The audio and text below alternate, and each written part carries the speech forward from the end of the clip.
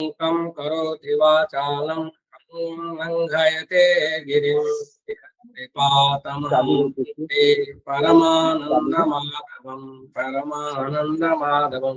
श्री शंकर शिक्षायतन वैदिक शोध संस्थान द्वारा समायोजित राष्ट्रीय कार्यशाला में आप सभी विद्वज्जनों का हार्दिक स्वागत और अभिनंदन। आज छठा दिवस है कार्यशाला का और सफलतापूर्वक यह कार्यक्रम आप लोगों की उपस्थित से कार्यक्रम चल रहा है। आज हमारे मध्य महनीय आचार्य आदरणीय प्रोफेसर सत्यप्रकाश दुबे सर हैं। आप जयप्रकाश नारायण विश्वविद्यालय जोधपुर के संस्कृत विभाग में अध्यक्ष रह चुके हैं। वहीं पर स्थित पंडित मोतीलाल शास्त्री शोध प्रकोष्ठ के आप निदेशक हैं, रह चुके हैं और आप अभी वर्तमान में व्याकरण के मूर्धन्य विद्वान के रूप में महर्षि वाल्मीकि विश्वविद्यालय में सेवारत हैं। मैं आपका हार्दिक स्वागत और अभिनंदन करता हूँ, प्रणाम करता। आज हमारे मध्य विराजमान हैं आदरणीय अरविंद कुमार तिवारी जी। आप संस्कृत के कवि हैं, अच्छे वक्ता हैं, आपका यश प्रथित है पूरे भारतवर्ष में। आप आदर्श वैदिक विद्यालय इंटर कॉलेज बागपत में संस्कृत विभाग में प्रवक्ता हैं। आपका मैं हार्दिक स्वागत अभिनंदन करता। आज के कार्यक्रम के अध्यक्ष आदरणीय शुक्ला सर, मैं सर का को प्रणाम करता हूं, हार्दिक अभिनंदन और स्वागत करता हूं। इस पटल पर उपस्थित सभी विद्वज्जनों का मैं हार्दिक स्वागत और अभिनंदन करता हूं, जिससे यह कार्यक्रम नित्य प्रचलित होता है। आज का जो विषय है वह है आत्माओं का। अनेक आत्मा का वर्णन इसमें हुआ है। जो आज का जो विषय है वह भूतात्मा है।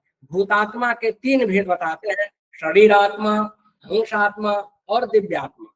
और आगे इसमें धर्मशास्त्र के बात को जोड़ेंगे कि हंसात्मा जो है उसी का गया के श्राद्ध से उसी की मुक्ति होती है हंसात्मा की। तो आज हमारे मध्य जो आदरणीय आचार्य दुबे जी हैं, मैं उनसे निवेदन करता हूं कि आप अपने व्याख्यान से हमें उपकृत करने की कृपा करें। आदरणीय सर। योऽन्तः प्रविश्य मम वाचमिमां प्रसुप्तां सञ्जीवयत्यखिल शक्तिधरः स्वधाम्ना अन्याश्च हस्तचरणश्रवणत्वगादीन् पूर्वेभ्यः पथिकृतिभ्यः। उन सभी अग्रजन्मा ऋषियों को नमन जिन्होंने हमारे लिए जीवन पाथेय प्रदान किया है। तस्मै श्री मधुसूदनाय गुरवे नित्यम प्रणामोदय। पंडित श्री मधुसूदन ओझा जी के चरणों में भी सादर दंडवत, सादर नमन। बंधुओं, बहुत बड़ा सौभाग्य है यह जो ज्ञान यज्ञ चल रहा है, और इस ज्ञान यज्ञ को भी वस्तुतः श्री शंकर शिक्षायतन शोध संस्थान नई दिल्ली, हमारी भारतीय विद्या में निहित जो ज्ञान विज्ञान है, उस ज्ञान विज्ञान का संरक्षण और संवर्धन करने का उपक्रम इस संस्थान के द्वारा अनेक वर्षों से चलाया जा रहा है, अनेक वर्षों से किया जा रहा है। मित्रों, इस शोध संस्थान के संस्थापक माननीय डॉक्टर ऋषि कुमार मिश्र जी, जिन्होंने अपने आचार्यों की परंपरा को ध्यान में रख करके यथा नाम तथा गुण, जिस प्रकार का उनका नाम है वैसा ही उनका वैशिष्ट्य भी, उसको ध्यान में रख करके एक सत संकल्प लिया, हम अपने भारतीय विद्या का जितना हो सके पोषण करें, उसको आगे बढ़ाने का पूरा प्रयास करें। उन्हीं की सहधर्मिणी डॉक्टर रेणुका मिश्रा जी उसको उसी रूप में पोषण प्रदान कर रही हैं। और बंधुओं, यह कहते हुए हमें बहुत प्रसन्नता हो रही है, आंतरिक तुष्टि हो रही है। यह जो ज्ञान यज्ञ है, यह जो पुनीत कार्य है, इस पुनीत कार्य को पूरी निष्ठा से, पूरी ईमानदारी से, पूरे धैर्य से इसको व्यवस्थित स्वरूप देने का काम जो कर रहे हैं, इसको विस्तार प्रदान करने का जो काम कर रहे हैं, वो विद्वान मनीषी आचार्य प्रवर प्रोफेसर संतोष कुमार शुक्ल जी, यह जो कार्यशाला 7 दिवसीय है, इसके अध्यक्ष भी हैं। वस्तुतः उनके सहयोगी, जैसे विमल जी अभी बोल रहे थे, मणिशंकर जी, धनंजय, कितने हैं, परोक्ष रूप में भी बहुत से जुड़े हुए हैं। सब मिल करके इस कार्य को आगे बढ़ाने का पूरा पूरा अध्यवसाय कर रहे हैं, पूरा पूरा कार्य कर रहे हैं। और साथ साथ बंधुओं, आज हमारे सहयोगी के रूप में डॉक्टर अरविंद कुमार तिवारी जी भी यहाँ पर विराजमान हैं। नाम तो बहुत सुना था पहले, आज साक्षात दर्शन भी हो रहा है इस रूप में, मुझे बहुत अच्छा लग रहा है।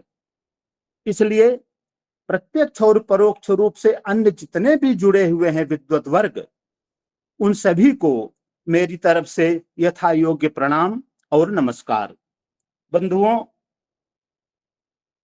विद्या वाचस्पत पंडित मधुसूदन ओझा, उनके गुरु पंडित शिव कुमार शास्त्री, थोड़े में ही बताऊंगा। पंडित शिव कुमार शास्त्री ने स्पष्ट शब्दों में कह दिया था, तुम्हें वेदों में निहित जो विज्ञान है उसी को ध्यान में रख करके लोक के समक्ष प्रस्तुत करना है। ओझा जी ने उस बात को अक्षरशः स्वीकार किया। आज्ञा गुरुणाम ह्यनुलंघनीय, इस बात को ध्यान में रख करके उन्होंने उसे पूर्ण रूप से चरितार्थ करने का प्रयास किया। बंधुओं, आप जानते हैं जो महापुरुषों का नाम संकीर्तन होता है, इनका जो गुणानुवाद होता है, हमारी आत्मा को बहुत तोष प्रदान करता है, संतुष्टि प्रदान करता है। इन लोगों ने ऋषि परंपरा, जो परंपरा हमारे यहाँ साक्षात्कृत धर्मा ऋषियों से प्राप्त होती चली आ रही है, अतीन्द्रिय ज्ञान संपन्न ऋषियों से प्राप्त होती चली आ रही है, उसको आगे बढ़ाने का पूरा पूरा श्रम किया है, अध्यवसाय किया है। हमारे शास्त्र कहते हैं कि वस्तुतः यह जो परंपरा है, यह जो वंश है, 2 प्रकार का होता है। वंशो द्विधा विद्या जन्मना च, एक तो रक्त परंपरा हमारे यहाँ है, और दूसरी जो है विद्या परंपरा, जिसे हम गुरु परंपरा के रूप में, जिसे उत्तर रामचरितम में संप्रदाय के रूप में कह दिया गया है, गुरु से प्राप्त विद्या को आगे बढ़ाते हुए, उसी को ध्यान में रख करके इन्होंने, पंडित ओझा जी ने इसको व्यवस्थित स्वरूप देने का प्रयास किया है। और आप जानते हैं, जब गुरु प्रसन्न हो जाते हैं तो सारे देवगण प्रसन्न हो जाते हैं। गुरौ तुष्टेत्यंतम स्वयं चतुष्यन्ति विबुधा, अगुरौ रुष्टे शीघ्रम भवति विपरीतो वर विधि।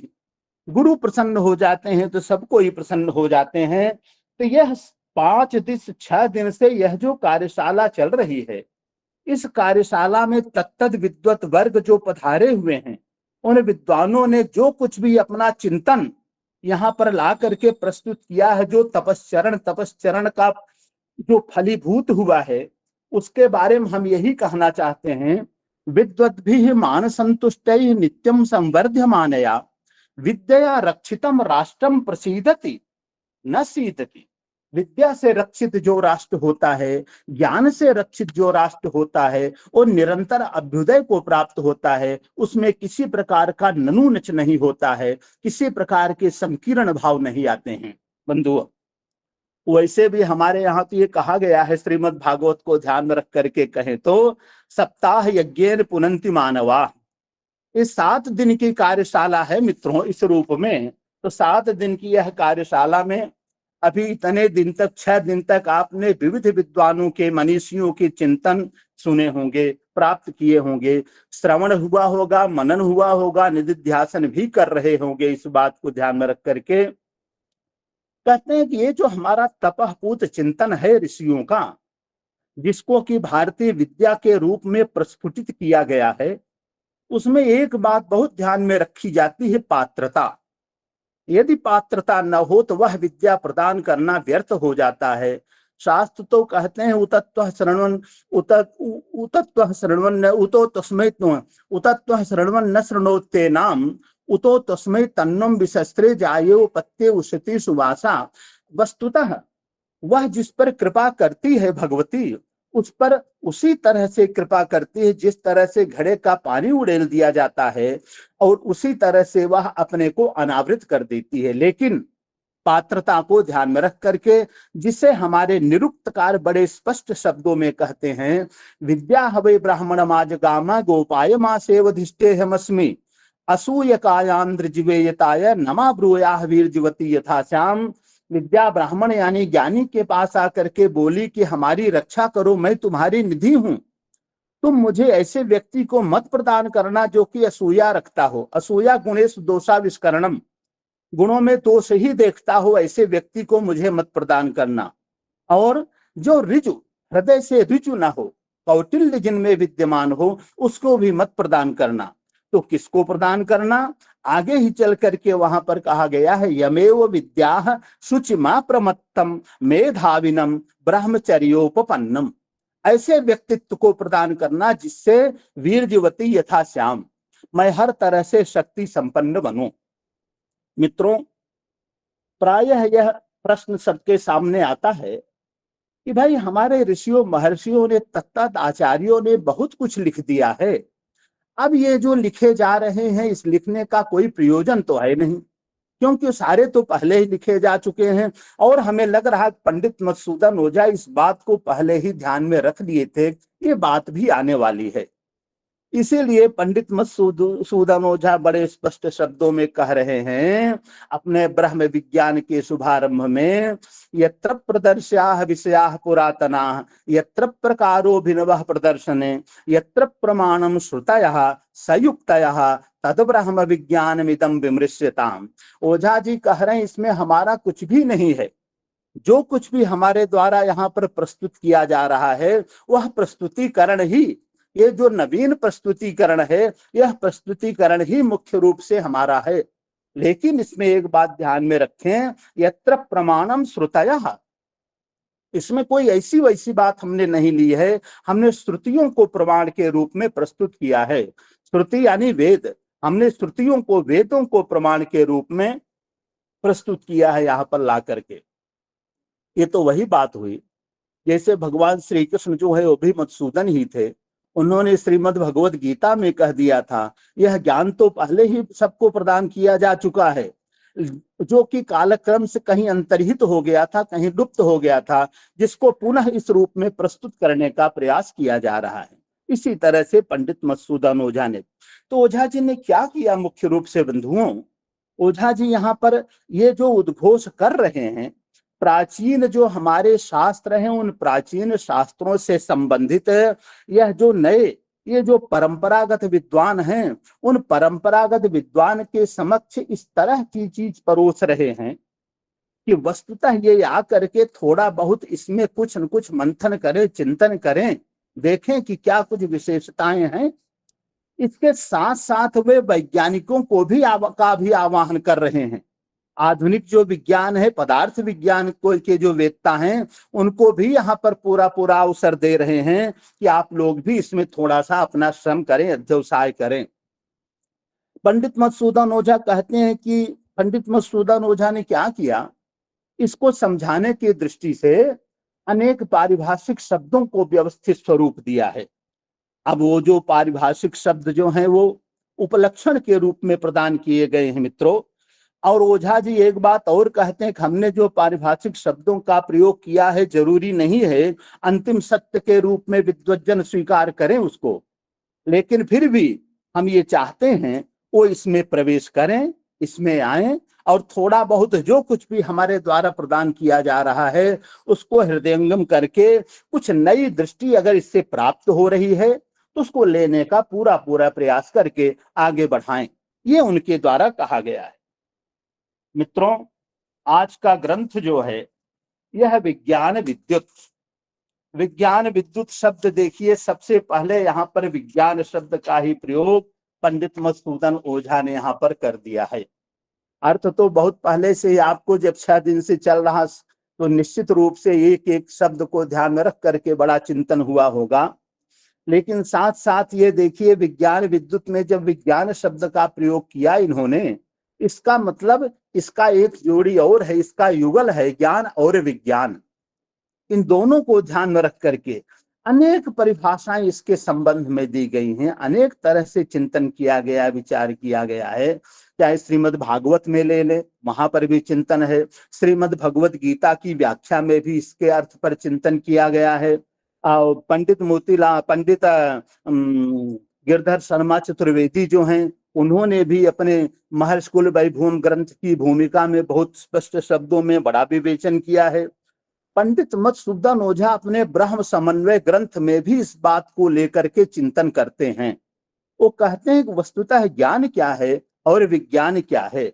विज्ञानम प्रतिपत्ति सा या नाना निधना कृता या वा समान प्रस्तावा वैविध्यम ज्ञायते यतः।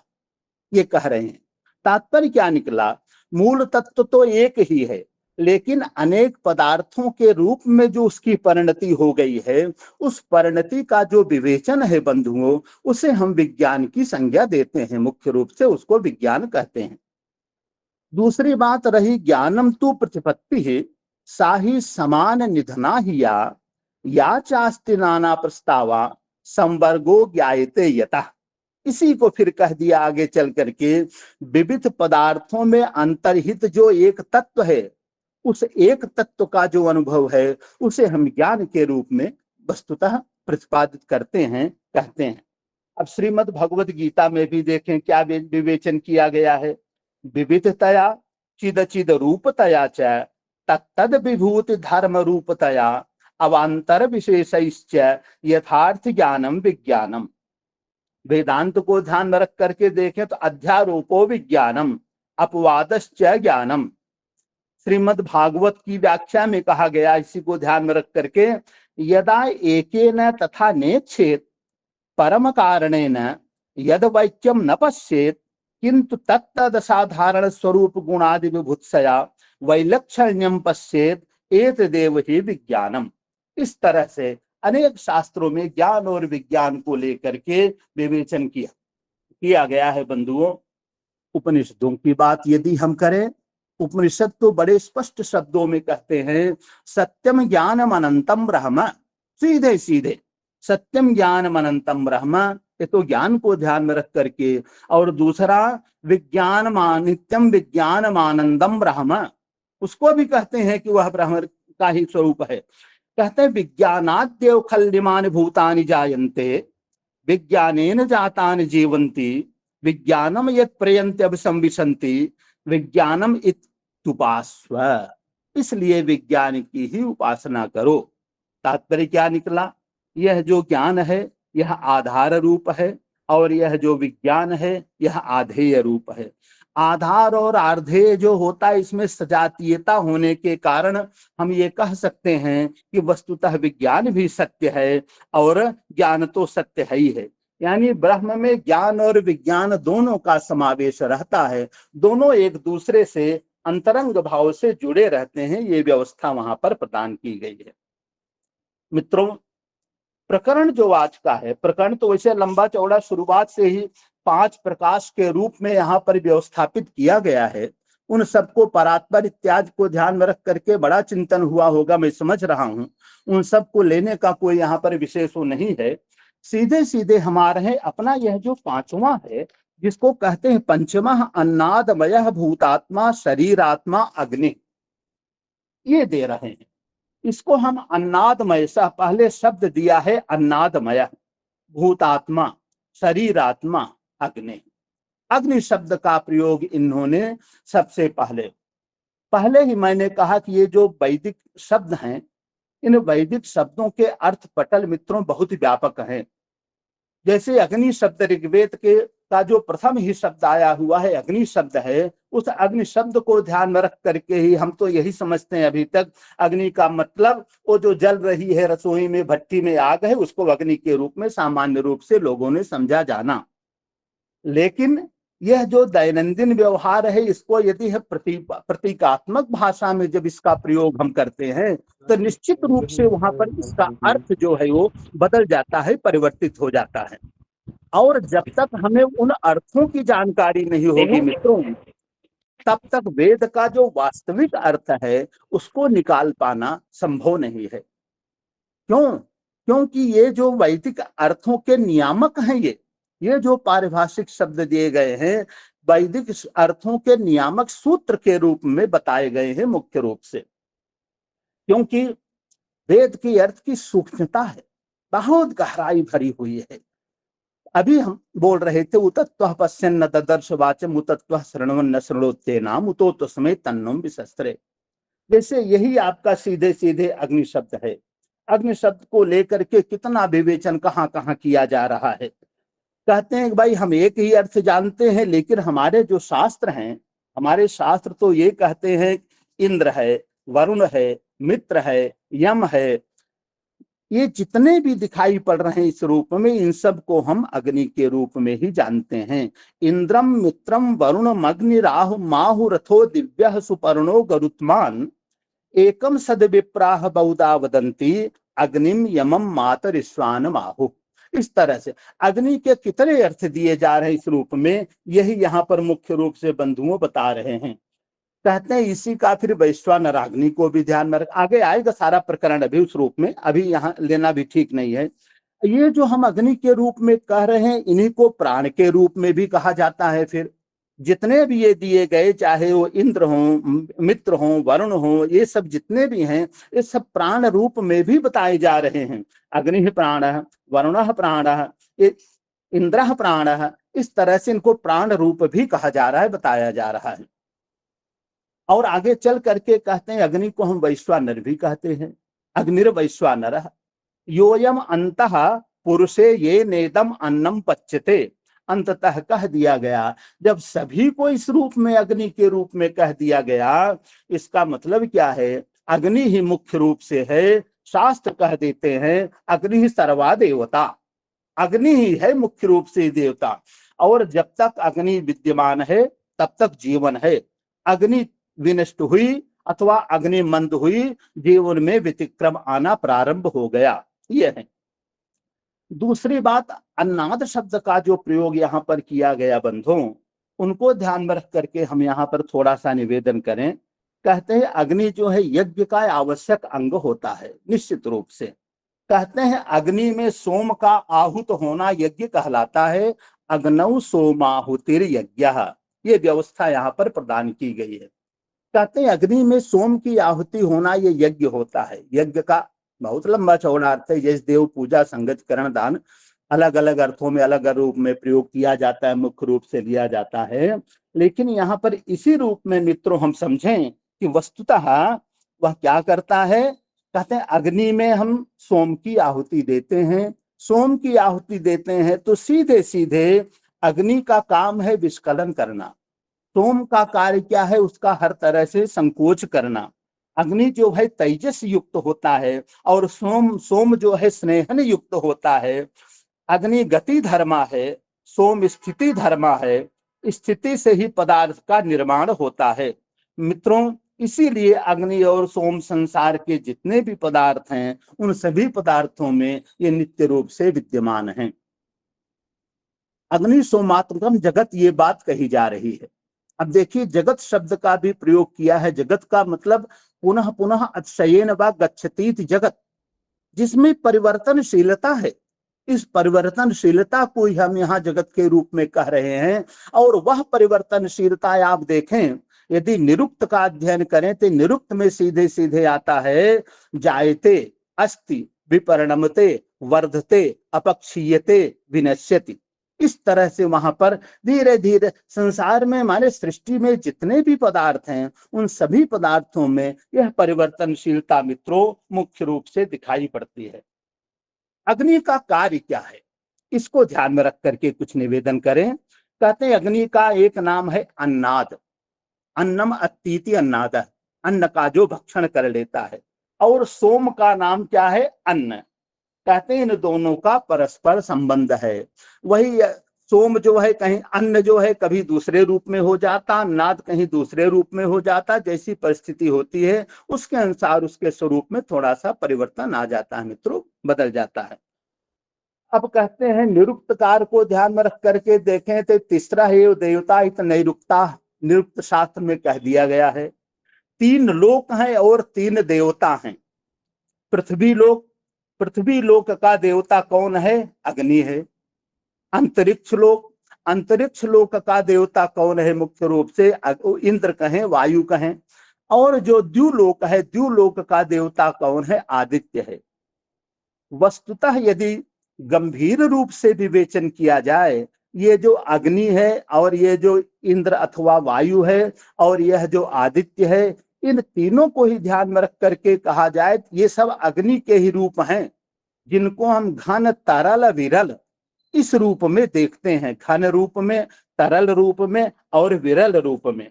अब यह जो घन है, जिसको घनाग्नि कहते हैं, इससे हमें कोई भी चीज हो तो उसमें दधी भाग प्राप्त होता है। और यह जो दूसरा अंतरिक्ष है, तरलाग्नि है, उससे घृत भाग प्राप्त होता है। और यह जो आदित्य है, सूर्य है, जिसको हम विरलाग्नि कहते हैं, इससे मधु भाग प्राप्त होता है। इस तरह से हम यही कहते हैं संसार में जितने, अब इनसे क्या क्या चीजें बनती है उसका भी बड़ा स्पष्ट विवेचन हमारे उन शास्त्रों में किया गया है बंधुओं। अब सीधे सीधे हम आ रहे हैं अपने विवेचन पर। यह जो विषय दिया गया है, अथाग्निमय पृथ्वी रस रूप पंचम आत्मा भूतात्मा, ये बात यहाँ पर मुख्य रूप से आ रही है।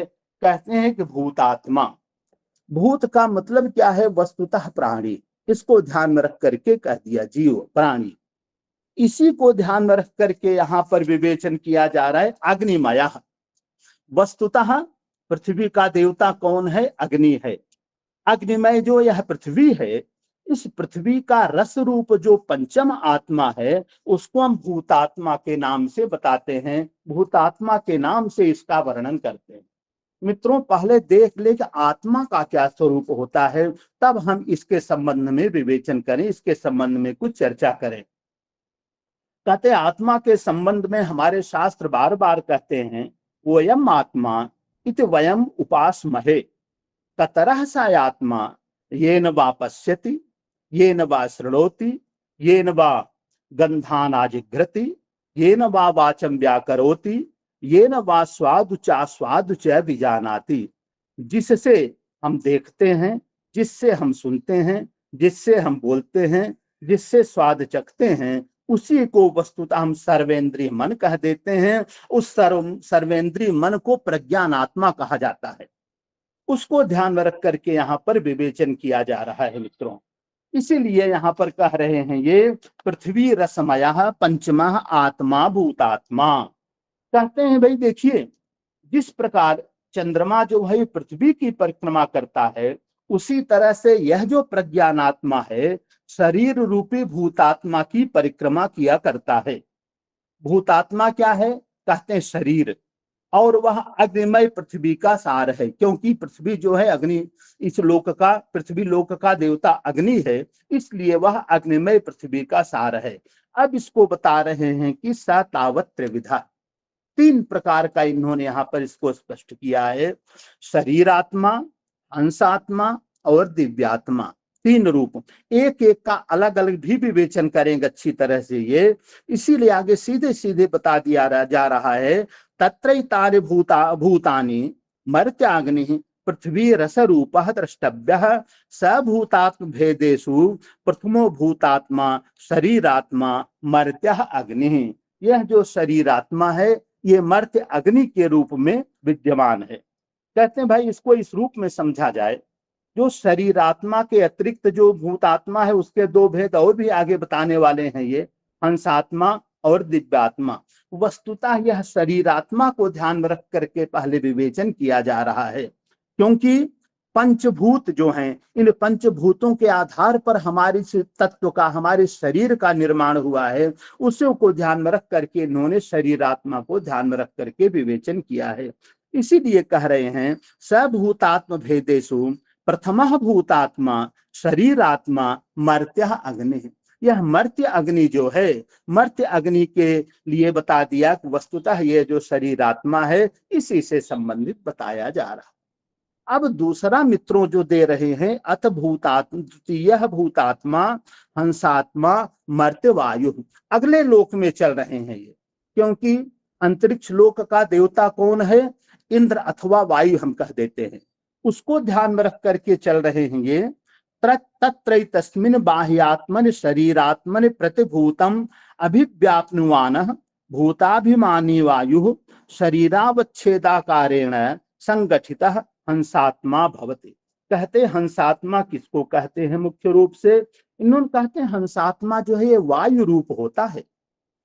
अब सामान्य रूप से यदि हम कहें तो वायु अंतरिक्ष लोक में प्रवाहित होता है, वायु अंतरिक्ष लोक में प्रवाहित होता है, तो ये जो खेचर हैं ये सब अंतरिक्ष लोक में प्रवाहित होते हैं, चलते हैं। तो यहाँ पर एक इस तरह से पारिभाषिक शब्दावली जैसी दे दी गई हंसात्मा। हंसात्मा जो है वायु रूप है। हमारा शरीर तो कभी न कभी विनष्ट हो ही जाएगा, निश्चित है, लेकिन शरीर के विनष्ट होने पर भी हमारा यह हंसात्मा जो है यह बना रहता है। और यह क्या करता है, इसकी विशेषता क्या है मित्रों?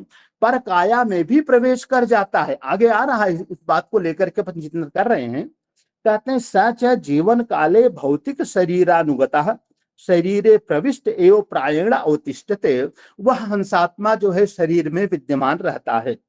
सच किंतु मरणोत्तरम शरीर निखनने तदेव शरीरम आलम्ब्यमानः यतस्ततः वायु संचरति। लेकिन जैसे हमारा शरीर विनष्ट हो जाता है, तथापि यह जो हंसात्मा है किसी न किसी रूप में वायु माने अंतरिक्ष लोक में वह वायव्य रूप में विचरण करता रहता है। अब कहना नहीं चाहिए, एक कथा तो कथा क्या स्पष्ट है, सही है।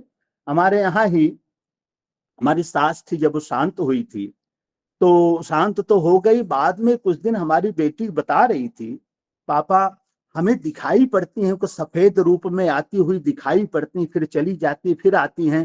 तात्पर्य क्या है, जहां पर इतने दिन का संबंध होता है बंधुओं ना, वह इस तरह से छोड़ करके नहीं जाता है, सीधे सीधे रहता है, धीरे धीरे धीरे धीरे। इसीलिए हमारे यहाँ तत्त संस्कारों में व्यवस्था बताई गई है, इतने दिन तक ये संस्कार किए जाएं चल करके, तो जाकर धीरे धीरे उसका मोह जो है खत्म होता है, फिर वह यहाँ से छोड़ करके जाता है। इसीलिए कहते हैं वायु संचरत शरीर दाहेतु शरीराभावात मृण्मय शरीर वियुक्त हंसात्मा अस्याह पृथिव्याः उपरिष्टाद एमूष वायु वायव्य शरीरो यतस्ततः अनुसंचरति।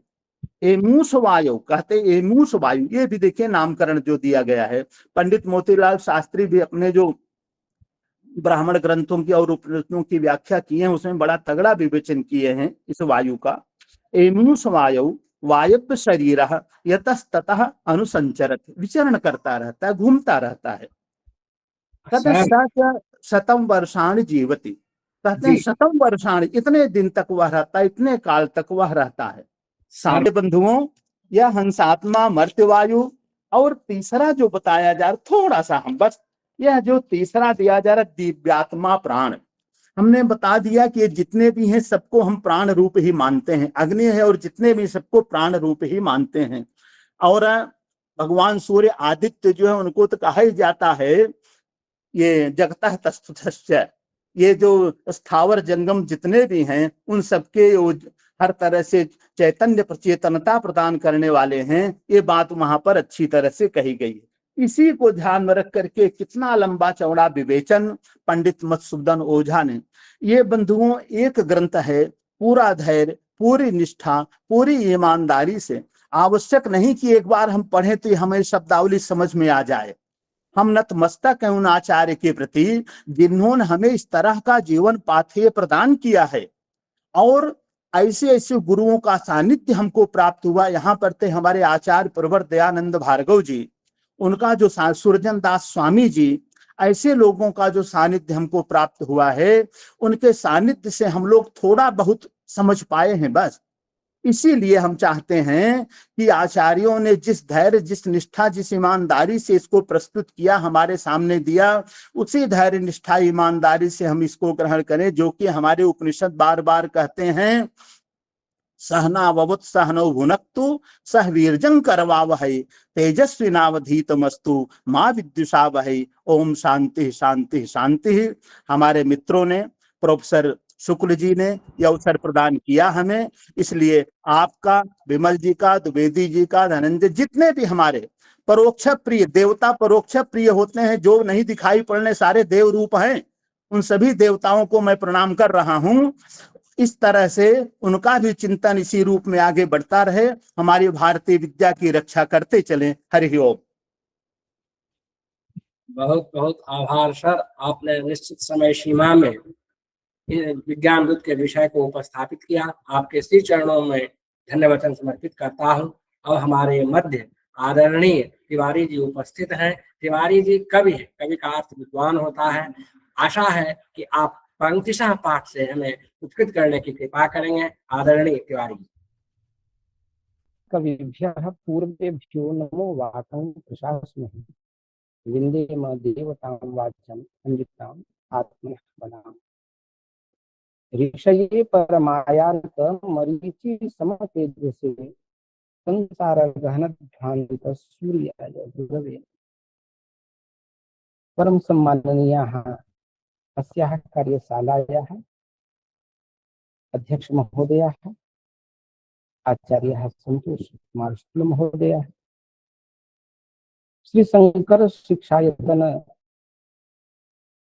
पीठस्य अस्माकं सर्वेपि पदाधिकारिणः अद्यतन वक्तारः आदरणीयः दुबे महोदयाः एवं सहृदयाः श्रोतारः, यह अत्यंत प्रसन्नता का विषय है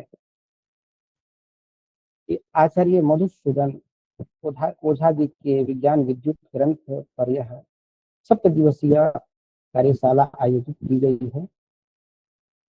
अभी पूर्ववर्ती वक्ता आचार्य दुबे जी ने बहुत सुंदर बात बताई। ऐसी पारिभाषिक शब्दावली का प्रयोग किया गया है जो हम लोगों के लिए सर्वथा नवीन है। नवीन से मतलब और दर्शन के जो प्रकरण ग्रंथ हैं वो खूब प्रचलित हैं, इसलिए वहाँ के जो शब्द हैं, उनकी जो शब्दावली है, सबको स्पष्ट रूप से ज्ञात रहते। आचार्य श्री मनीषी हैं, मनीषी कल्प हैं, ऋषि हैं, महर्षि हैं। विज्ञान विद्युत में अभी आत्मा के स्वरूप जो अश्रुत पूर्व थे, आचार्य दुबे जी ने बहुत ही सुंदर शब्दों में उनका विवेचन किया। मेरा वहां से आगे का प्रकरण है और आत्मगति विवेकः, आत्मा की गति का विचार, मुझे यह विषय प्राप्त हुआ है। आप सब जानते ही हैं, अभी अभी आदरणीय माननीय शुक्ल जी कह भी रहे थे कि पंक्तिशः और उससे जुड़ती हुई जो अन्य पंक्तियां, शास्त्रांतर की बातें जब तक इससे मेल खाती हैं और जब उसका व्याख्यान होता है तो समय काफी हो ही जाता है। फिर भी हम सबका आत्मगति विवेकः, आत्मा की गति का विचार हमारा विषय है। और जैसा कि अभी अभी हमारे पूर्ववर्ती आदरणीय दुबे जी ने आत्मा शरीर के विषय में जो बातें बताई, वहां से मैं आगे चल रहा हूँ। आत्मा के विषय में जैसे शरीर आत्मा, हंस आत्मा, वैश्वानर आत्मा, तेजस आत्मा, प्रज्ञात्मा, भूतात्मा का ही यह सब कुछ रूप है। इसके बाद यह पूर्ववर्ती विषय है जिसका एक समन्वय बैठाते हुए मैं आगे चलूंगा। अंतरात्मा और बाह्यात्मा के नाम से भी आचार्य श्री मधुसूदन ओझा जी ने आत्मा के विविध रूपों का यहाँ प्रकाश किया है। आप लिखते हैं कि तत्र मरणोत्तरम शरीर आत्मा पंचत्वम याति। स्पष्ट अर्थ है कि मृत्यु के पश्चात शरीर आत्मा पंचत्व यानी 5 अपनी धातुओं में विलीन हो जाता है। जैसा कि हमारा शरीर क्षितिजल पावक गगन समीरा पंच तत्व यह रचित शरीरा कहा गया है। अब यहाँ स्पष्ट रूप से यह जानना जरूरी है कि जन्म क्या है और मृत्यु क्या है। आचार्य वाचस्पति मिश्र ने जनन मनन करणा नाम इस सांख्य कारिका पर जन्म की जो परिभाषा दी है, वे लिखते हैं कि निकाय विशिष्टाभि अपूर्वाभि देहेंद्रिय मनोहंकार बुद्धि वेदनाभि पुरुषस्याः अभिसंबंधः जन्म। यानी हमारी संपूर्ण पंच धातुओं से बने हुए इस शरीर के साथ आत्मा का जब संबंध होता है तो वह जन्म कहलाता है। और मृत्यु क्या है?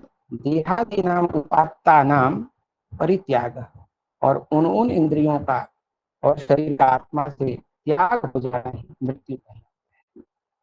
आचार्य श्री लिखते हैं कि तत्र मरणोत्तरम शरीरात्मा पंचत्वम याति, अर्थात पृथिव्यादयः पंचधातवः शरीरस्था विश्लथाः सन्तः शरीरात् पृथक् भूय पृथिव्यादिषु यथा यथं संसृज्य शरीरस्वरूपाणि चरमास्थित्वादीनि त्यजन्ति। स्पष्ट अर्थ है कि मृत्यु के पश्चात ये जो पांचों धातु हैं वो विश्लत होकर यानी अपने आप से अलग होकर अपने अपने परम तत्व में विलीन हो जाते हैं। सैषा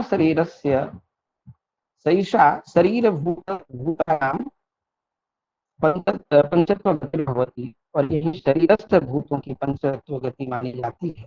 अथ, अब इसके बाद आप स्पष्ट करते हैं कि कौन सा तत्व किस तत्व में विलीन होता है।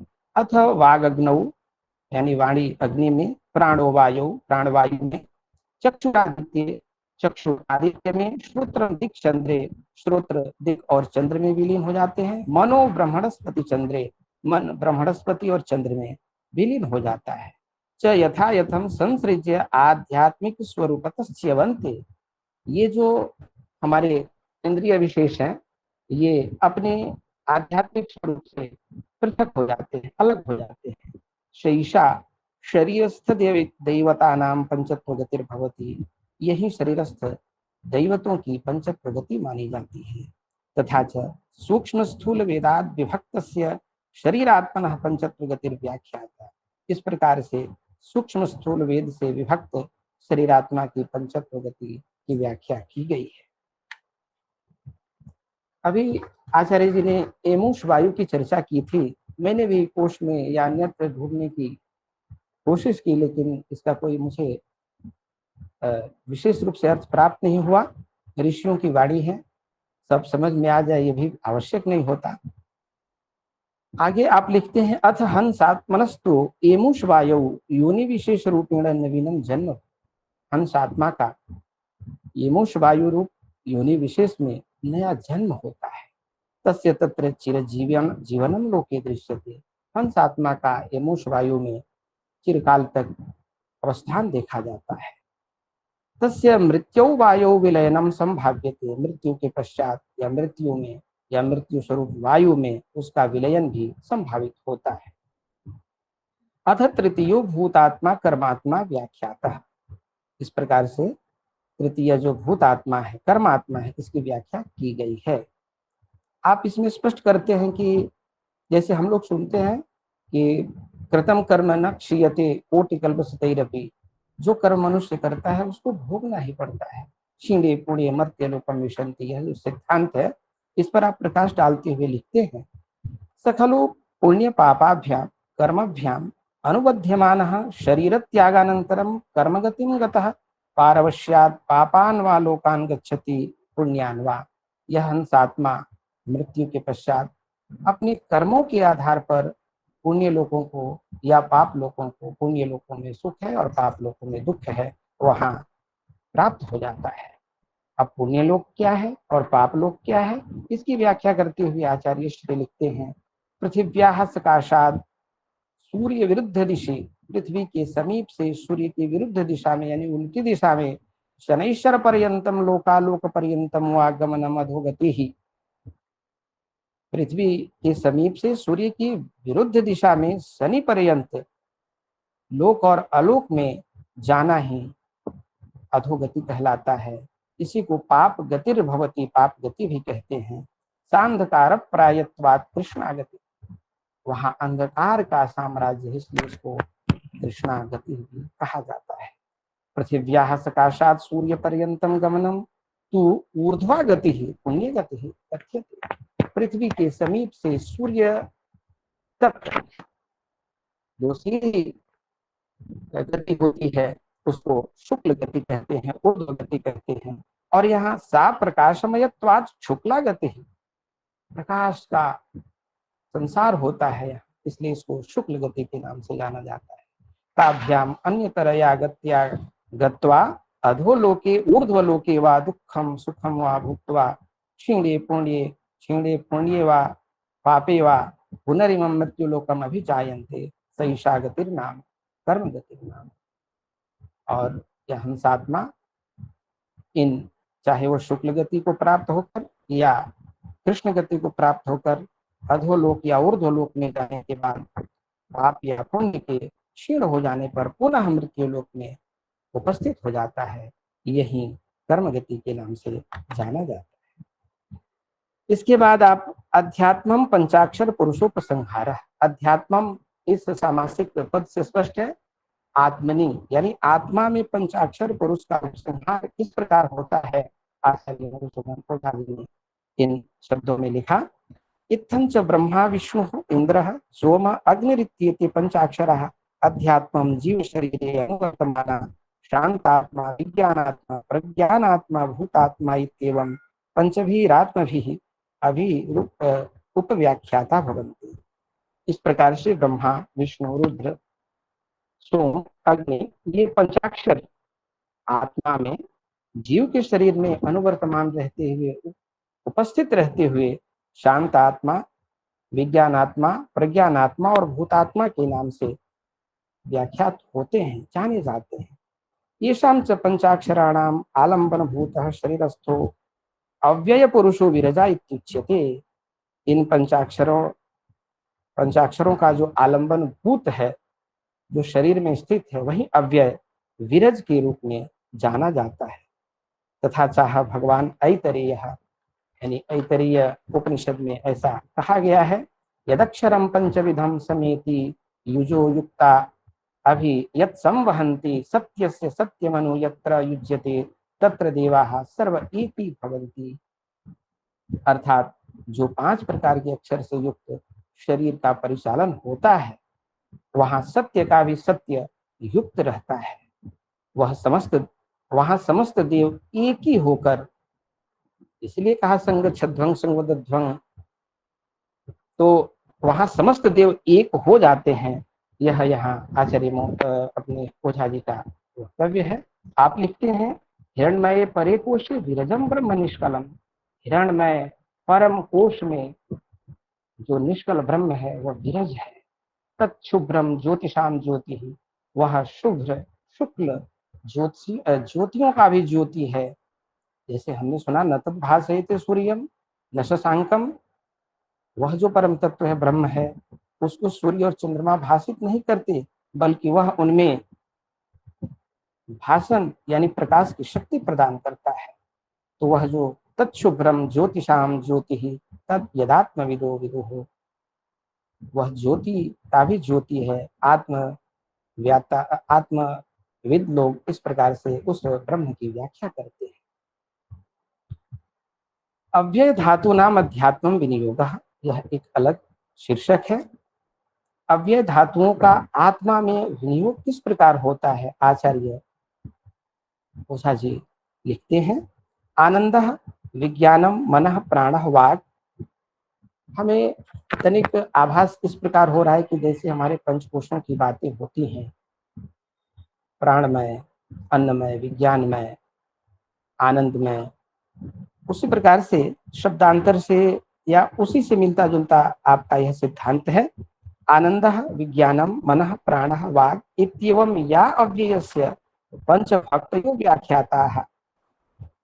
आनंद विज्ञान मन प्राण वाक्, ये जो अव्यय के जो 5 भेद जो व्याख्या हुए हैं, सैवैषां सर्वेषां अक्षर पुरुषाणाम अक्षर पुरुष कार्याणाम विकार संघानाम च यथा यथम आलंबनम भवति। वहीं सभी अक्षर पुरुषों का और कार्यों का विकार संघों का आलंबन होता है। तत्र स विकार संघः अक्षर पुरुषस्तावत् अव्ययस्य वाग्धातुं प्राधान्येनावलंबते। वहां जो विकारों का जो संघ है, जो अक्षर पुरुष कहलाता है, वह अव्यय के वाग धातु का अवलंबन करता है। अक्षर पुरुषास्तु सर्वे अव्ययस्य प्राण धातुम, अक्षर पुरुष तो सभी अक्षर पुरुष अव्यय के प्राण धातु का अवलंबन करते हैं। तत्रापि शांत आत्मा महान आत्मा विज्ञानात्मा च इत्यात्मनः त्रयः अव्ययस्य विज्ञान धातु अवलंबनते। वहां भी शांत आत्मा महान आत्मा विज्ञानात्मा, ये आत्मा के जो 3 भेद हैं, ये अव्यय के विज्ञान धातु का विशेष रूप से आश्रय लेते हैं, अवलंबन करते हैं। प्रज्ञानात्मा प्राण धातु प्रज्ञानात्मा प्राण धातु का अवलंबन करता है। भूतात्मा तो वाग धातु में भवति कश्चित् विशेषः, भूतात्मा वाग धातु का अवलंबन करता है, यह एक विशेष रहस्य है। भूतात्मस्वपि शरीरात्मा वाग धातु, भूतात्माओं में भी शरीरात्मा वाग धातु का अवलंबन करता है। हंसात्मा प्राण धातु, स्पष्ट अर्थ है हंसात्मा प्राण धातु का। कर्मात्मा तो मनोधातु, कर्मात्मा मनोधातु का अवलंबन करता है। विशिष्य अवलंबते इति विशेषः, विशेष रूपेण कर्मात्मा मनोधातु का अवलंबन करता है, यह एक वैशिष्ट्य है। कर्मात्स्वपि वैश्वानरो वाग्धातु, परमात्माओं में भी वैश्वानर वाग धातु का। तेजस प्राण धातु, और तेजस प्राण धातु का। प्राज्ञ पुनरेश मनोधातु अवलंबते, और प्राज्ञ पुनः मनोधातु का अवलंबन करते हैं। यद्यपि सर्वे अपि एते अक्षर पुरुषाः क्षर पुरुषाः वा अव्ययस्यैकं मनोधातुमेवावलंबन्ते, जबकि ये सभी क्षर पुरुष और अक्षर पुरुष अव्यय के मनोधातु का ही अवलंबन करते हैं। तथापि कार्योपधान काले स्वस्वानुकूलम भिन्नम भिन्नम धातुमेवावलंब्य जगतः सृष्टि मुक्ति संभावयन्ति भाव्यम। फिर भी कार्य की परिणति के समय अपने अपने अलग अलग धातु का ही अवलंबन करके संसार की सृष्टि और मुक्ति की परिकल्पना करते हैं, ऐसा हमें जानना चाहिए। तत्रापि सृष्टिं कुर्वन्तो मुख्यतया मनोमय प्राण गर्भितां वाचमाश्रयन्ते, वहां सृष्टि करते हुए ये मनोमय प्राण गर्भित वाणी का ही आश्रय लेते हैं। सहकारी विधिया तो विज्ञानम चानंदम च गृह्णन्ति, और सहकारी के रूप में विज्ञान स्वरूप आनंद का ग्रहण करते हैं। अतः मुक्ति अपेक्षमाणा मुख्यतया आनंदमय विज्ञान गर्भितम मनः समाश्रयन्ते, और जब ये मुक्ति की अपेक्षा करते हैं तो मुख्य रूप से आनंदमय विज्ञान गर्भित मन का आश्रय लेते हैं। सहकारी विधिया तो प्राणम च वाचम च गृह्णन्ति विशेषः, सहकारी विधि से सहयोग के रूप में प्राण और वाणी का ग्रहण करते हैं, यह तो विशेष इनका है ही। हमने आपके द्वारा निर्धारित इस विषय का अक्षरशः संभवतः पाठ किया है, लेकिन कुछ बातें यहाँ व्याख्यान के रूप में होनी चाहिए समय के अनुरूप। यदि अनुमति हो तो जी आप कहिए, आप कीजिए, व्याख्यान कीजिए सर। जैसा कि अभी हमने आत्मा के अनेक रूपों पर आचार्य ओझा जी के ग्रंथों में यह जो विवरण प्राप्त किया है, ये नाम मैं ये नहीं कहता कि सर्वथा नवीन है, लेकिन जितना मेरा अध्ययन स्वाध्याय है उनमें ये नाम अलग अलग, जैसे शरीर आत्मा, हंस आत्मा, वैश्वानर आत्मा, तेजस आत्मा, प्रज्ञात्मा या प्रज्ञान आत्मा, ये बड़ी ही दिव्य और विशिष्ट नाम है। हमारे ऋषियों की जो आर्ष परंपरा है, जहाँ तक हमारी दृष्टि पहुँचती है, यह एक सर्वथा नवीन है। लेकिन आत्मा का तो हमारा दर्शन इस प्रकार से व्याख्यान करता है, सत्व नित्य शुद्ध बुद्ध मुक्त स्वरूप। यह आत्मा तो नित्य शुद्ध मुक्त स्वरूप है, इसमें कहीं से किसी प्रकार का विकार होता ही नहीं। और आप भी अलग अलग शब्दों के द्वारा आत्मा की विविध स्वरूप का जो व्याख्यान करते हैं, वह भी अपने आप में अपूर्व है।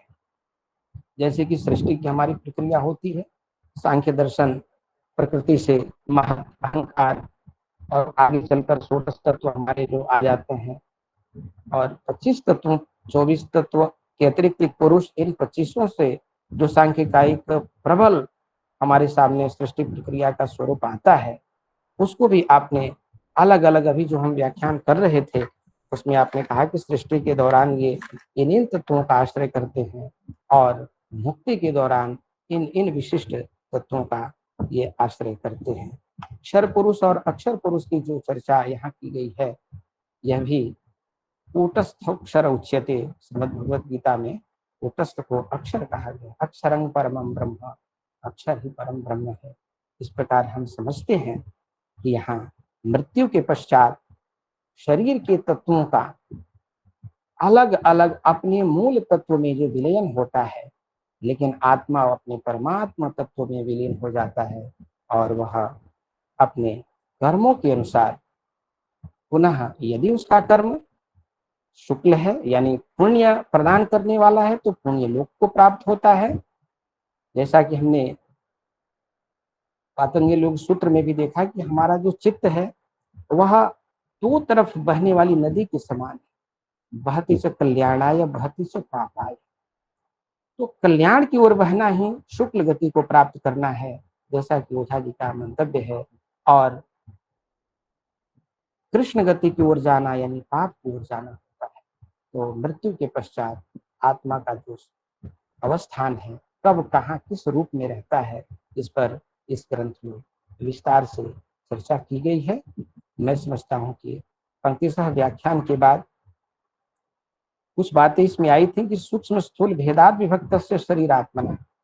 शरीर की तो दो हमने देखा है कि सूक्ष्म शरीर, वेदांत तो 17 अवयवों का सूक्ष्म शरीर स्वीकार करता है और सांख्य 18 तत्वों का करता है, जिनमें पंच ज्ञानेन्द्रिय, बुद्धि, मन, पंच कर्म इंद्रिय, प्राण, ये मिलके 17 होते हैं। लेकिन एक अहंकार को जोड़ लेने के बाद यह अष्टादश तत्वों के रूप में विख्यात हो जाते हैं। स्थूल शरीर को जो सांख्य दर्शन स्पष्ट करता है, 60 कौशिक बताता है, 3 तत्व हमारे मातृज होते हैं और 3 पितृज होते हैं। मातृज में रोम, रुधिर और मांस, पितृज में स्नायु, अस्थि और मज्जा होते हैं। यह जो सूक्ष्म स्थूल भेदात विभक्त से शरीरात्मना पंचतत्व व्याख्याता, इस पर हमने कुछ अलग से अपना स्पष्ट किया। मैं समझता हूँ इन्हीं शब्दों के साथ आचार्य श्री का यह जो आत्मगति विवेक है और अध्यात्म में पंचाक्षर पुरुषोक्त संहार है, अव्यय धातु का अध्यात्म में विनियोग है, इसका पंक्तिशः पाठ के साथ यथाबुद्धि मैंने अपने विचारों को उपस्थापित किया। जुड़ने में जो आरंभ में दिक्कत है उसके लिए क्षमा प्रार्थी हूँ। आप सबको संकर शिक्षा यतन के मनस्वी सभी आचार्यों को, गुरुजनों को और सहृदय श्रोताओं को प्रणाम करता हुआ मैं अपनी वाणी को विराम देता हूँ। बहुत बहुत आभार सर, आपने पंक्तिशः व्याख्यान से हमें उपकृत किया है। शाला को पंक्ति का आपने अव्यय अक्षर के जो आध्यात्मिक पक्ष, आदिविद पक्ष और आत्माओं के जो पंच आत्माओं की जो बात हुई है, उस पर आपने प्रकाश डाला है। आपका व्याख्यान अत्यंत ही प्रभावी रहा। यद्यपि आदि में कुछ क्लेश हुआ, परंतु क्लेश जो है आपके व्याख्यान को दूर कर दिया। क्लेश को आपके प्रति मैं धन्यवाद समर्पित करता हूँ। अब समय है अध्यक्ष उद्बोधन का। आदरणीय सर से मैं निवेदन करता हूँ कि अपने अध्यक्ष उद्बोधन से कार्यक्रम को उत्कृत करने की कृपा करें। याम मेधाम देवगणा पितरश्च उपासते तया मा मध्य मेधया अग्नि मेधाविनम कुरु। परमादरणीय हमारे श्रद्धेय प्रोफेसर दुबे सर एवं आदरणीय तिवारी जी। दुबे सर जय नारायण व्यास विश्वविद्यालय जोधपुर के पूर्व संस्कृत विभागाध्यक्ष, संकाय प्रमुख आदि पदों पर आप अधिष्ठित थे और मधुसूदन ओझा शोध प्रकोष्ठ के आप निदेशक बहुत वर्षों तक रहे और आपके मार्गदर्शन में अनेक ग्रंथों का वहां से संपादन अनुवाद हुआ और आपके माध्यम से हम लोगों ने भी अनेक कार्यक्रम वहां पर आयोजित किए। 2010 में हमारा पहला कार्यक्रम आपने ही जोधपुर में आयोजित किया था और अनेक वर्षों तक आपका मार्गदर्शन चलता रहा। जब वहां से आप सेवानिवृत्त हुए हैं तो कैथल में वाल्मीकि संस्कृत विश्वविद्यालय में भी अधिष्ठाता और सलाहकार के पद पर आप निरंतर संस्कृत जगत की सेवा कर रहे हैं। व्याकरण शास्त्र के बड़े ही परिनिष्ठित आचार्य हैं और मधुसूदन ओझा जी के ग्रंथों के प्रामाणिक आचार्य हैं। अनेक ग्रंथों का आपने अनुवाद भी किया है।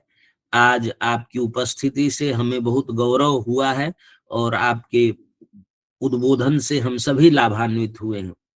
और अरविंद तिवारी जी संस्कृत काव्य धारा के एक अनुपम कवि हैं और सांख्य के आप विशेषज्ञ हैं, सांख्य शास्त्र के, और मधुसूदन ओझा के ग्रंथों पर अनेक बार आपने व्याख्यान किया है और आज भी आपका व्याख्यान हुआ, बहुत ही प्रेरणाप्रद रहा। आपके भी प्रति हम कृतज्ञता व्यक्त करते हैं। अब मैं अपना जो पुनः पाठ चल रहा है उस पुनः पाठ में चर्चा करते हैं कि पंच अक्षर के पंच विवर्तों की कल हम चर्चा किए थे, जिसमें एक जो विवर्त था सोम, धर्ममय है, धर्म उसका विवर्त है। उस धर्म का स्वरूप उन्होंने ओझा जी ने बताया है। जैसे इंद्र का प्रजामय है, और प्रजा में उन्होंने 3 प्रकार की प्रजा बताई, बीज, भूत और देव। ये हम कल चर्चा किए थे। लोकों की चर्चा की थी, ये सब विषय हो गया। जीव क्या है, लोक एक और विषय। लोक में उन्होंने जो सप्त लोक के त्रिविध प्रकार बताए थे, त्रिभुवन, सप्तभुवन, त्रिभुवन और जनरूप। एक और भेद किया है, लोकाः त्रयः, जीवलोकः, देवलोकः और पितृलोकः। इन 3 लोकों में इन्होंने कहा इयमेव पृथ्वी जीवलोकः, पृथ्वी जीवलोक है, और एषः सूर्यः देवलोकः, और एषः चंद्रमा पितृलोकः। इस प्रकार 3 लोकों की भी उन्होंने चर्चा की।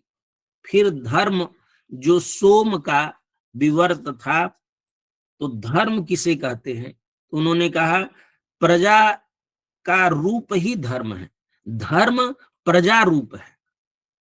ते धर्माः, ते सर्वे धर्माः प्रजा रूपा। और उस 4 प्रकार के भाव के कारण धर्म भेद से 4 प्रकार के भाव बनते हैं। धर्म भेद से 4 प्रकार के भावों की चर्चा की। दिव्य भाव, वीर भाव, पशु भाव और मृत भाव।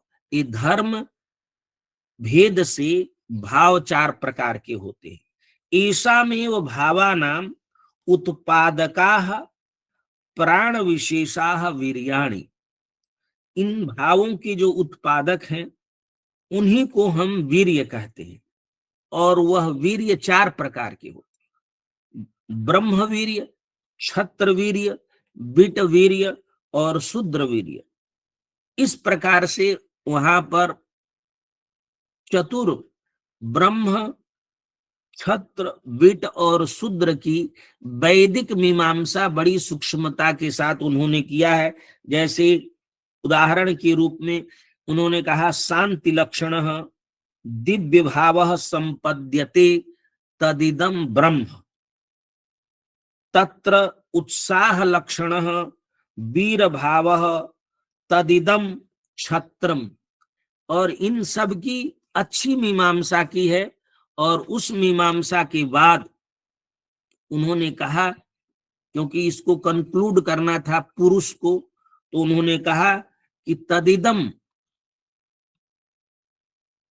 सर्व जगत निर्वाहकाः वेद यज्ञ प्रजा लोक धर्माः।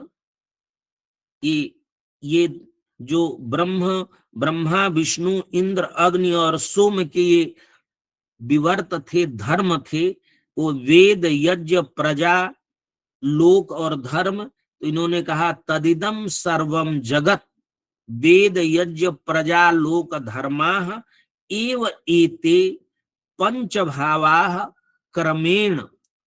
यही पंच भाव क्रम से ब्रह्मा विष्णु इंद्र अग्नि और सोम इत्येते पंचदेवाः। और इसी को उन्होंने कहा पंचाक्षर पुरुषा वा संज्ञया व्याख्याता। ये 5 भाव और ये 5 पुरुष, इन दोनों शब्दों से अवहृत किया गया है। वेद यज्ञ प्रजा लोक और धर्म, उन्हीं को ब्रह्मा विष्णु इंद्र अग्नि और सोम इत्येते पंचदेवाः पंचाक्षर पुरुषाः वा संज्ञया व्याख्याता। अभी तक पहले दिन की कार्यशाला से लेकर आज तक हम लोग चर्चा क्या कर रहे हैं? हम लोगों की चर्चा शुरू हुई है पुरुष से, फिर पुरुष, फिर परात्पर पुरुष और निर्विशेष पुरुष। इनके स्वरूप की चर्चा चल रही है। पूर्व, पुरुष, परात्पर और निर्विशेष। अभी हम लोग पुरुष पर ही चल रहे हैं। पुरुष से आगे थोड़ा बढ़े हैं तो उस पुरुष में 3 तरह के पुरुष थे। क्षर पुरुष, अक्षर पुरुष और अव्यय पुरुष। क्षरः सर्वाणि भूतानि कूटस्थः अक्षरः उच्यते, ये गीता में आया है।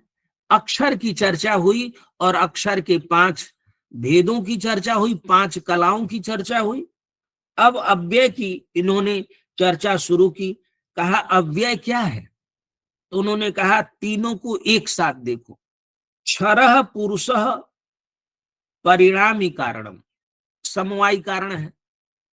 अक्षरः पुरुषः निमित्त कारणम। ताभ्याम यद अन्यथ, इन दोनों से जो अलग है, स अव्यय पुरुष, उसको अव्यय पुरुष कहते हैं। और वह अव्यय पुरुष न कार्य है और न कारण है। ये तो कार्य कारण के रूप में आए थे, लेकिन अव्यय पुरुष न कार्य है न कार्य कारण है। कहा यद्यपि यह कारण नहीं है, तथापि सामान्य रूप से कारण है। यद्यपि एवं अस्मिन् अव्यय पुरुषे कारणत्वम निषिध्यते, अव्यय पुरुष किसी चीज का कारण नहीं है। तथापि प्रकारांतरेण अस्य अव्यय पुरुषस्य एव सर्व कारणत्वम प्रत्येतव्यम, फिर भी अव्यय पुरुष सर्व कारण है, सर्व कारणत्वम प्रत्येतव्यम, यह जानना चाहिए। तो ये तीनों कारण हैं, क्षर, अक्षर और अव्यय। भगवत गीता में भी ये बात कही गई है कि सर्व जगत कारणत्वम प्रतिपादितम, इसका अव्यय पुरुष का। यह कारण साधारणतया 2 प्रकार का होता। कारणत्वम द्विधम, कार्योपधायकता लक्षणम और स्वरूप योग्यता, स्वरूप सदयोग्यता लक्षणम। ये 2 प्रकार के कारणत्व हैं। जैसे क्षर समवायी कारण है और अक्षर निमित्त कारण है, तो अव्यय कौन सा कारण है? कहा ये जो 2 प्रकार के कारण, सारे कारणों को 2 भागों में बांटा जा सकता है, कार्योपधायकता लक्षणम और स्वरूप सदयोग्यता लक्षणम। इसमें से अक्षर जो है, ये स्वरूप सदयोग्यता लक्षणम तो कारणत्वम अव्यय पुरुषस्यापि अस्तिव, अव्यय पुरुष का है ही। कौन सा कारणत्व? स्वरूप सदयोग्यता लक्षणम। कहा जैसे, तो कहा जैसे हम सूरज को देखते हैं, तो सूरज को किससे देखते हैं? आंख से देखते हैं। सूर्य दर्शने चक्षुरेव कारणम, सूर्य को देखने में चक्षु ही कारण है। न तो सूर्य दीपादिकम भवति, सूर्य दीपक आदि चक्षु देखने में कारण नहीं है, आंख ही कारण है। आंख से ही हम सूर्य को देखते हैं, चंद्रमा को देखते हैं। किंतु जब तक प्रकाश नहीं होगा तब तक आंख से हम सूर्य को देख नहीं सकते। किंतु यावता सूर्य प्रकाशो न दीपक प्रकाशो वा न चक्षु न संयुज्यते, दीपक प्रकाश से, सूर्य प्रकाशे न वा दीपक प्रकाशे न वा चक्षु न संयुज्यते, तावता चक्षुषो दृष्टि कार्योपधायकत्वम नोपपद्यते। जब तक आंख प्रकाश से, सूर्य का प्रकाश हो या दीपक का प्रकाश हो, जब तक उससे युक्त नहीं होता है तब तक वह देख नहीं पाता है। इसी प्रकार से तस्मात् प्रकार हेतु सूर्यादि स्वरूपतः सन्नेव चक्षुषः कार्ये निर्व्यापार कारणम, चक्षु के कार्य में वो कारण है। और वो कौन सा कारण है? स्वरूप सदयोग्यता कारण है। एवं अव्यय पुरुष भी स्वातंत्रेण स्वरूपतः पृथक सन्निव, पृथक रहते हुए भी वह न समवाय कारण है न समवाय कारण है। सन्निव तद अक्षर कार्य, तद अक्षर कार्य, क्योंकि क्षर में अंतर्निहित तो होता है अक्षर, और अक्षर में सन्निहित तो होता है अव्यय। तो अक्षर कार्य निर्व्यापारम कारणम अव्ययस्यापि पुरुषस्य भवत्येव न तस्य कार्यम कारणत्वं च विद्यते। ये श्रुति है, न तस्य कार्यम करणम च विद्यते। इस श्रुति की चर्चा वेदांत में तत्व समन्वयात सूत्र में हुई है कि अव्यय पुरुष जो है वह न कार्य है न कारण है, अकार, लेकिन सर्व कारणत्व तो माना गया है। फिर तो कैसे समझाया, वहां विस्तार से चर्चा है। ओझा जी कहते हैं अकारणस्यापि एतस्य अव्यय पुरुषः अव्यय पुरुषस्य सामान्यतः कारणत्वम वर्तति। कैसे कारणत्व है? तो उन्होंने कहा, गीता में भगवान ने कहा है सर्वकर्तारमपि माम विद्य कर्तारमव्ययम। जिस प्रकार से भगवान ने गीता में कहा है सर्वकर्तारमपि माम विद्य कर्तारमव्ययम, इस प्रकार से तीन पुरुषों की चर्चा हुई। क्षर पुरुष, अक्षर पुरुष और अव्यय पुरुष की चर्चा के पश्चात यहाँ पर ओझा जी और विस्तार देते हैं और कहते हैं अव्यय पुरुषस्य पंचधातुकत्वम, माने अव्यय पुरुषः पंचकलह विज्ञायते। और इस स्वरूप पर चर्चा होगी, हम लोग आगे इस पर चर्चा करेंगे। केवल आपको संकेत मात्र कर रहे हैं कि जो हमारी चर्चा चल रही है उस चर्चा के मूल जो विषय है, पॉइंट है, उस पॉइंट को आप ढूंढेंगे तो आपको इस किताब में एक एक विषय को विस्तार को समझने के लिए आप किताब में देखिए पूर्व क्या स्वरूप, पूर्व के स्वरूप को देखिए, फिर पुरुष के स्वरूप को देखिए, फिर परात्पर के स्वरूप को देखिए, और फिर निर्विशेष। और परात्पर और निर्विशेष अभी आगे होना है। अभी तक हम खर और पुरुष उसी के जीवात्मा आदि की चर्चा आज हुई है, इसकी चर्चा हम लोग कल करेंगे। और आप ग्रंथ लीजिए, अच्छी पद्धति से ओझा जी ने इसको समझाया है। बीच बीच में जो यज्ञ विज्ञान उन्होंने समझाया है उसकी हम चर्चा नहीं कर रहे हैं, क्योंकि क्लिष्ट होने के कारण यज्ञ की दृष्टि से सर्व ये जगत जो है यज्ञात्मक है, सृष्टि यज्ञ है। उसी सृष्टि यज्ञ में इसको समाहित करते हुए बताते हैं और आत्मा के स्वरूप को अभी विस्तार से आगे बताया जाएगा। तो इन्हीं शब्दों के साथ आप सभी के प्रति कृतज्ञता व्यक्त करते हुए मैं अपनी वाणी को विराम देता हूं, क्योंकि धीरे धीरे सब लोग, लंबा समय हो जाता है, 1.5 घंटे मोबाइल काम नहीं करती है, और अब कुछ ही लोग फिर भी पर्याप्त संख्या हमारी है।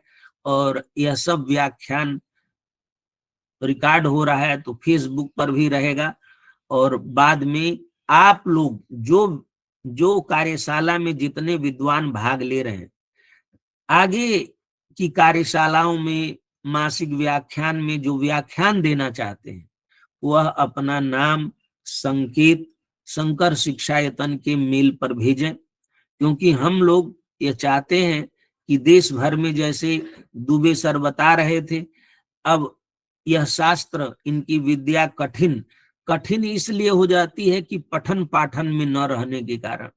तो इसको यदि देश भर में कुछ विद्वान, बताइए, एक विद्वान 228 संस्कृत ग्रंथ ऐसे लिख दिए, और व्याख्यान की अभिनव पद्धति, इन सभी विषयों को ब्रह्म विज्ञान यज्ञ विज्ञान में अभिनव पद्धति से और प्रामाणिक विवेचन किया है। ब्राह्मण ग्रंथ, आरण्यक ग्रंथ उस जमाने में किए जिस जमाने में ये किताबें सारी छपी भी नहीं।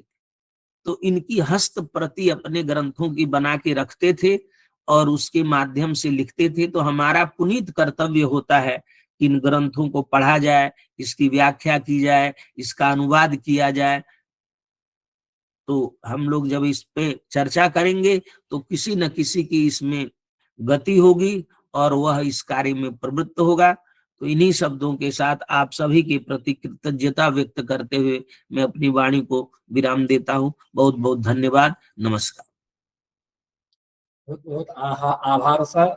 आपने इस विषय को स्पष्टता से अव्यय के कारण और कारण के रूप में, कारण भी है अव्यय और कारण नहीं भी है, इसका गीता से उपस्थापित किया। आपके श्री चरणों में मैं धन्यवाद समर्पित करता हूँ।